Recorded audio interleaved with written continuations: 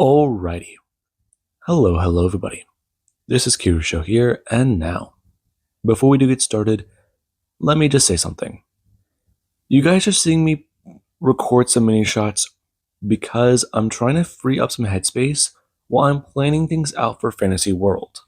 Now, that one, I want to say we're stepping into the final arc of, and it is actually right now, I think, my longest running series if it does come down to how many parts there are of it. Now, while I'm doing some research, I want to get some of these older ideas out of my head and see how you guys do respond to them. Especially since I did release some thumbnails I do think you guys might enjoy. Now, this idea, I remember I came up with it during the Yautja girlfriend storyline, and I didn't really put much to paper. If not, put anything to it. I toyed around with the thought, and it did just keep bugging me.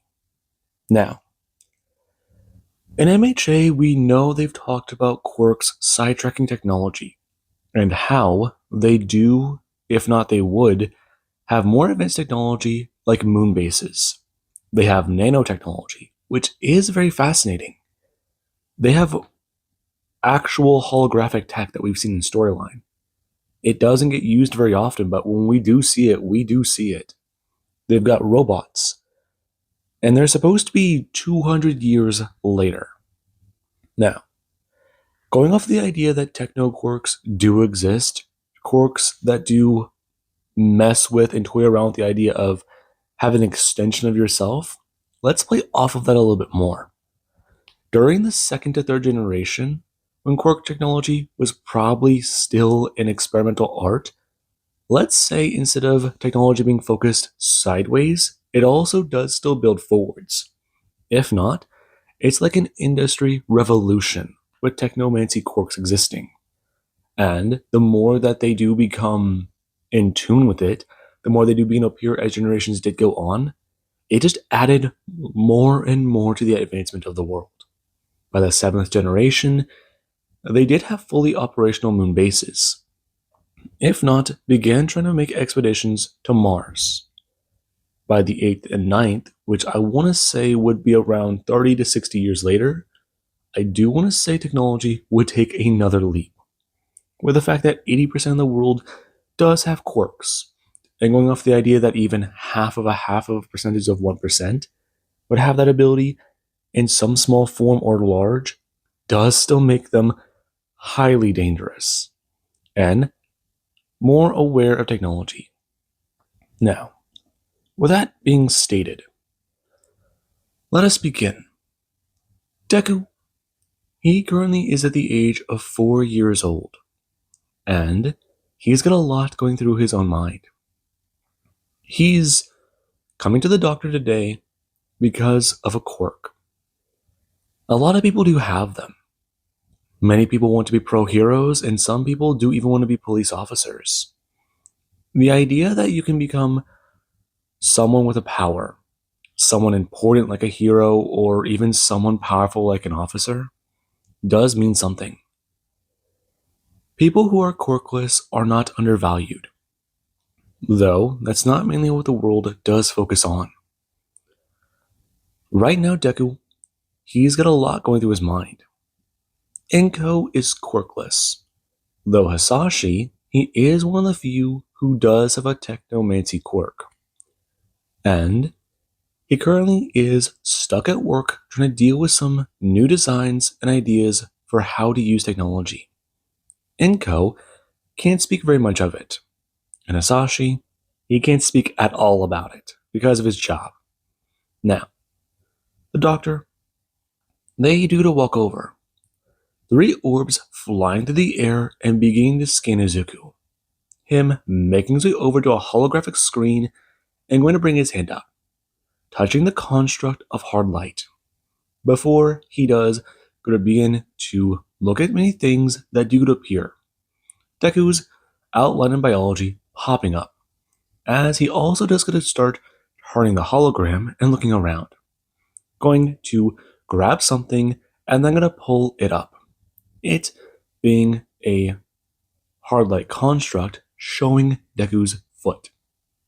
And the doctor does get to express, as she can see, Miss Midoriya, he does have the requirements for having an ability, a quirk. They are quite interested to see exactly what he might manifest, though it is highly likely that it could be a variant of her husband's, or possibly something from her family line. Can she exactly tell him what her family ability would be on her side of the family? Not his father's. That would be telekinesis. I see. Well, now. Young boy, him walking over, bending down and bringing a hand up to his goatee. Can you exactly tell me what you believe you have? Have you heard anything strange? Have you felt it? I think so. Deku bring a hand up, before he said point to the orb and talk about it. He can hear sounds from that thing. Yes. That would be the gravity drive. It is small, but it does help it to fly. It does make a funny noise, doesn't it? No, not that. What do you mean? I'm not sure. It's giving me a headache. It's noise. I don't know what it's saying, but I want to stop. The orb crashing to the ground. The doctor turning his head and staring at it. Before the other orbs do get a fall. And as I turn looking at that. Well, Miss Midoriya, I believe we may know what your son's ability is. Did I do that? Sorry, I didn't mean to stop the things. Young man, that's quite all right. The doctor turning, smiling at the boy, bringing a hand up and telling him. Now, he can recommend a specialist to help him with this. His quirk is valuable in this regard, and it is also highly dangerous in this day and age. He'll need to be more careful with his powers. Does he understand? Can he turn them back on? Deku looking at the orb. It going to make a sound as Deku, he does let it float back over into the air. It flying over as the doctor does bring a hand up, stopping the orb and going to turn to the other two. Him using his ability to turn them back on. And he does go to watch them fly around him and begin to emit sounds. One even giving a report medically about Izuku. And Deku does try to listen on to what it's saying, but he doesn't understand a word of it. It talks about heart rate and blood pressure, but he doesn't know what those things do. And right now, he does go to leave the doctor's office with his mother. Inko, quite happy to hear about Deku having his own ability. Now, Deku, he does then go to see a specialist for learning more about being someone with a technology-based quirk. Not many people are here. However, he does go to meet somebody who is having similar problems to him. The world is full of sensory information they cannot understand. It's hard to interpret, and sometimes it just bombards them too highly for them to figure this thing out. And the doctors, they do try exposure therapy to help train these two technomancers. Now, Deku, he does go through this for a few years. And let's currently cut up to him being 12 years old. He hasn't gone through these classes and these people for a few months. He's gotten a better understanding of his abilities. Right now, he just needs to figure out what to do with them, what career path his future might hold, and how exactly to go there. He could try to become a pro hero. I mean, it certainly is something. Him turning, looking out the window to his school, seeing cars fly through the air and seeing heroes flying around. And as I turn back, watching as a hard-like construct of the screen in the front of the room does go to be written on by the person teaching. The robot going to turn and trying to inform the students about exactly what it's talking about. Deku's staring at it. He thought about playing a prank once, though it would be tracked back to him. Last time someone tried to hack the robot in class, it was pointed at him. So this time it would be as well.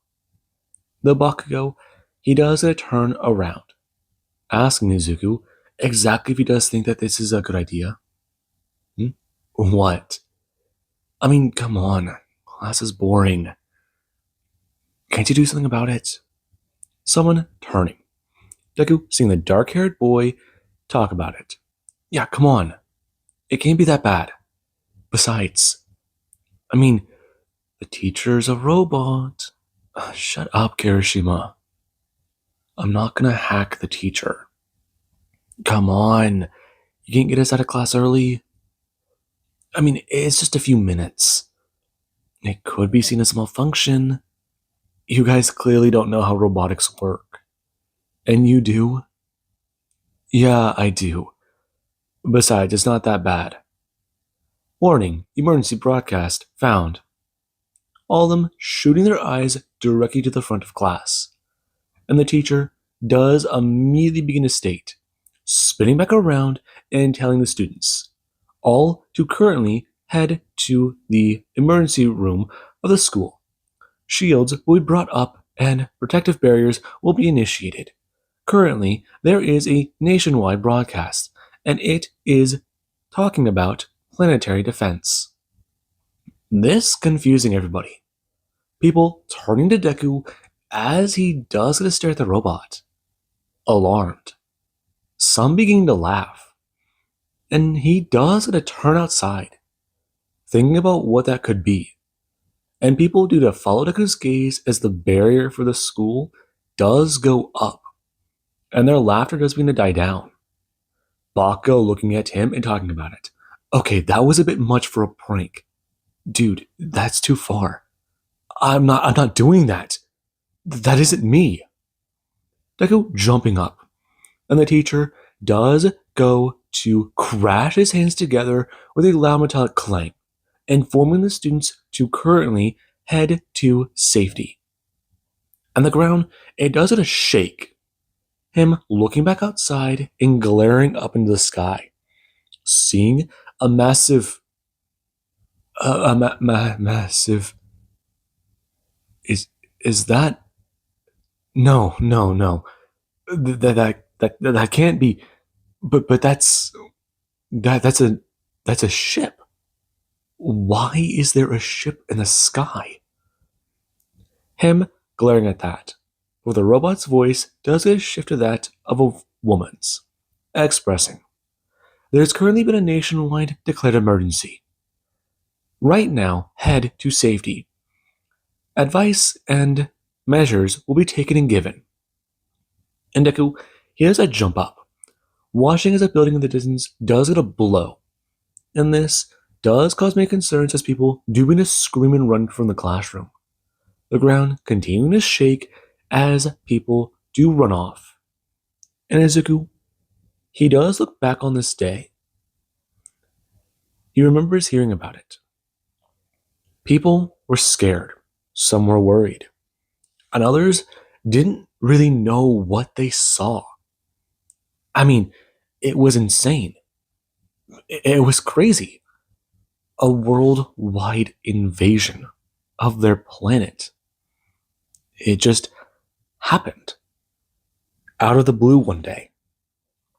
And that was only the beginning.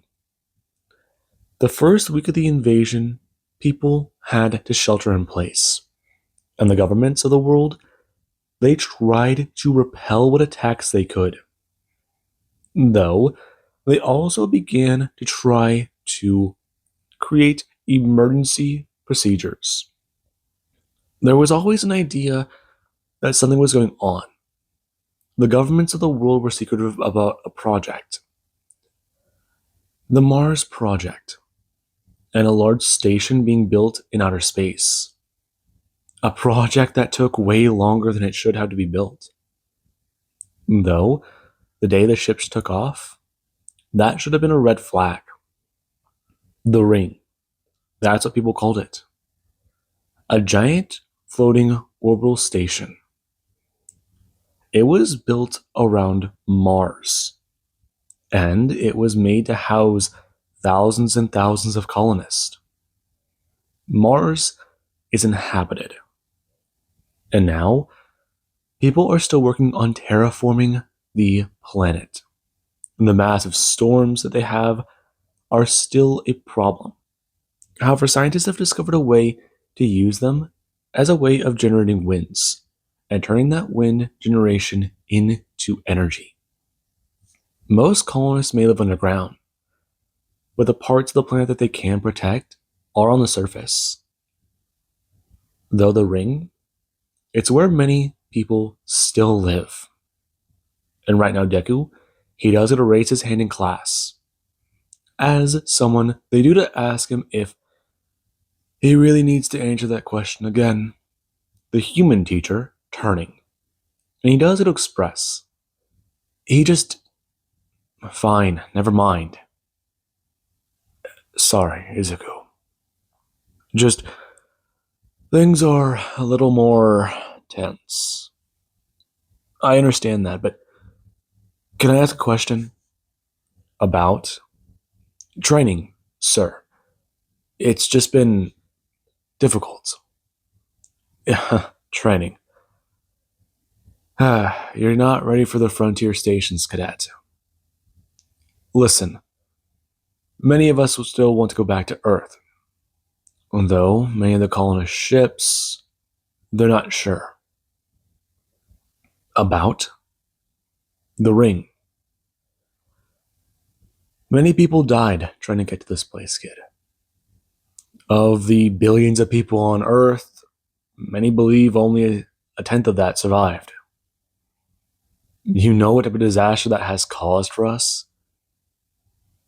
I can understand that, but the other stations are training military personnel. Okay, but not much, Izuku.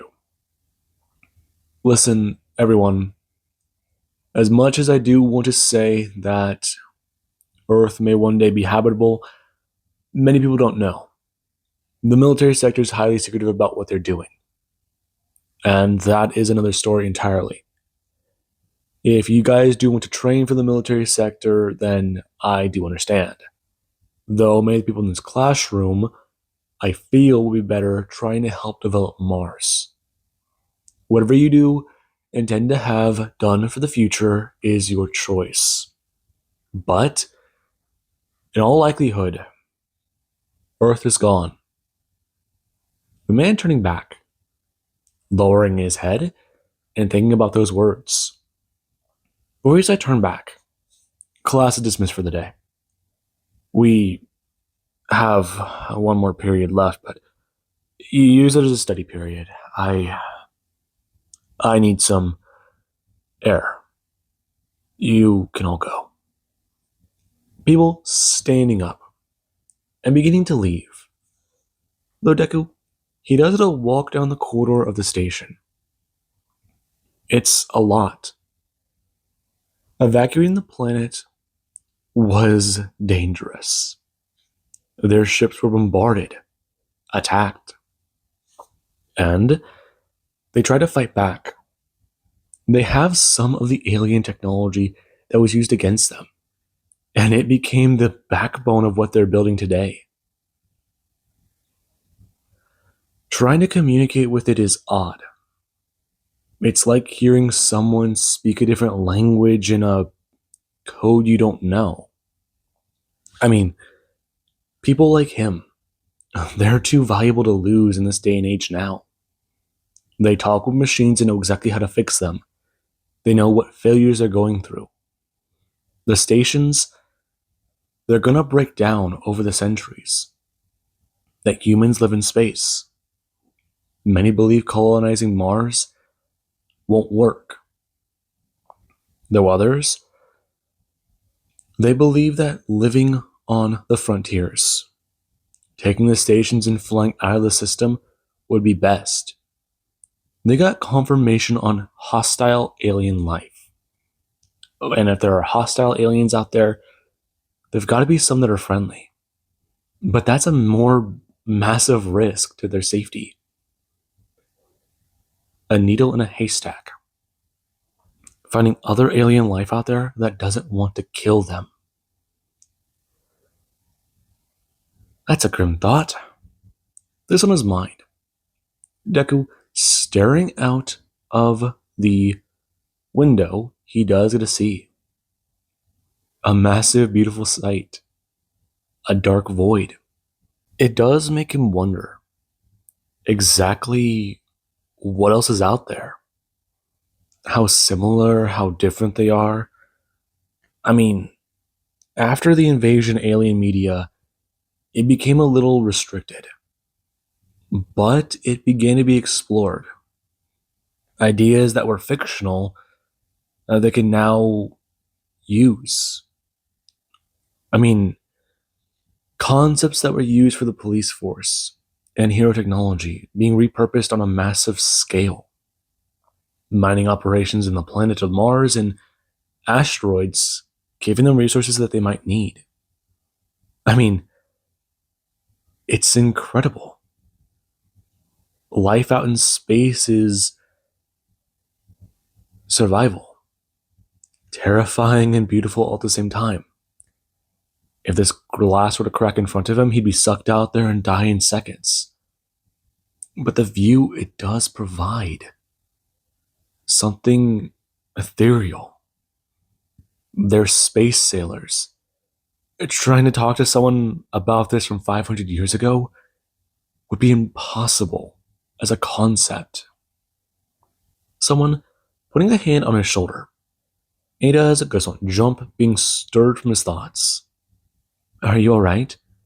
Yeah, sorry, Melissa. It's just, I'm thinking about this. Gesturing to the window. It's just, do you think that we can take back Earth? I'm not sure. You'd have to talk to the military division. Though, where's your friends? I think they headed back to their own quarters with their parents. It's just, I haven't talked much with my dad. He mentioned before about the tech they're trying to develop, but I'm not sure it's going to work. Really? How about a secret? Her leaning forwards, bending forwards and telling Izuku. She can show him the blueprints of something her dad is working on. She has access to the files. And he does get a lean in. His face getting a little close to hers, talking about it. Really? Really? Him going to look down the corridor as people do look towards them. And Melissa does grab his arm, pulling him down the hallway, talking about it. Come on, it's gonna be cool. Them going to rush on the hallway and turn down a corridor. Them moving down it before they do go to find the rooms they're heading to. Heading to an elevator and going down a few levels. And Deku and her do run through about a fourth of the station before finally finding the place she wanted to take him to. They began to start sneaking through an area in their research facility. It was on a little lower of a level, and a little restricted. Melissa has access to it, though with him being here, they might have a little more attention put on them due to the sensors. But Deku, he managed to fake a verification at Melissa's begrudging request. His curiosity got the better of him, and when they got into that room, Melissa, she put in her father's code, it opening as the two stepped inside and made their way over to a holographic platform that sat in the middle of the room. Her walking over and grabbing two bracelets, putting them onto her wrist and going to click them together. before she did go to grab a pair of glasses and put them on, informing Izuku. Right. Him going to walk over and put on the glasses as she had the hologram pop up. And Deku, he stared at it. It's a suit. I mean, it's incredible. It looks like it's based on one of the alien technology. No. What did they call those things? They weren't dreadnoughts. No. The ground forces. Those things. It looks like they were based on those the day of the invasion. But they're not as lanky. They're not as long, and they don't look so gnarly. They look bulkier, heavier. And the weaponry, the power source he sees coming off of this thing, it's... Wait a second. Deku bring a hand up, stepping forwards and clicking on something. Melissa going to bring her hands up and walk forwards, clicking on that as well and expanding it. This doesn't look right. What do you mean? I'm seeing... Huh? No. This doesn't look right. I mean... Huh.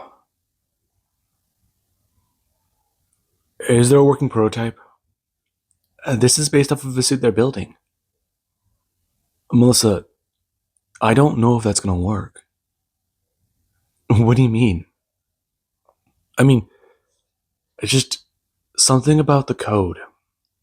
It doesn't seem right. I've got a feeling about it. You do? Yeah, I do. I'll try and contact my father. Wait, that's a bad idea, isn't it? Not really.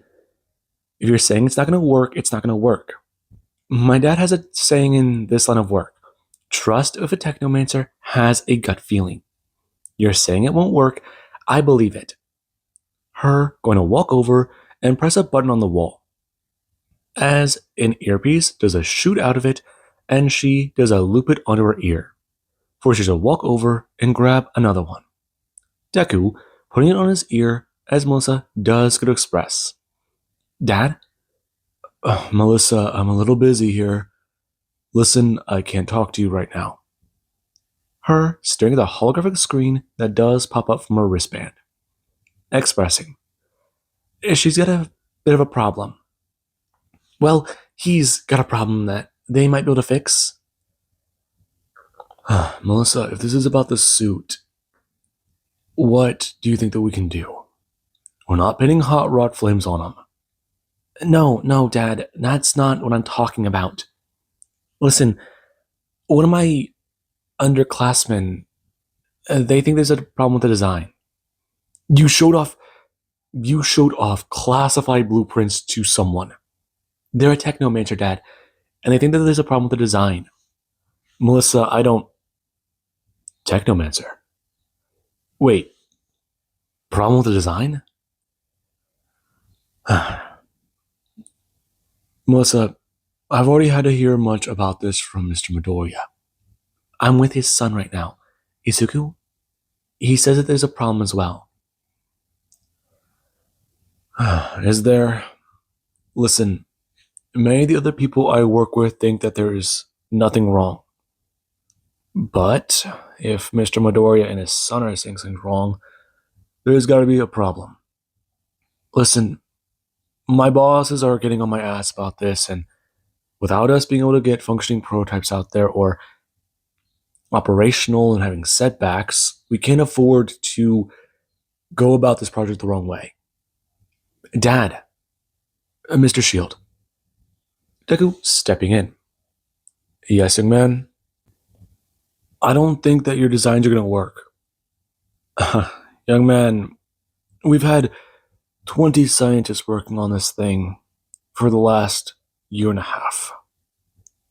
We're expecting some failures and difficulties, but we're trying to mitigate everything that we're seeing.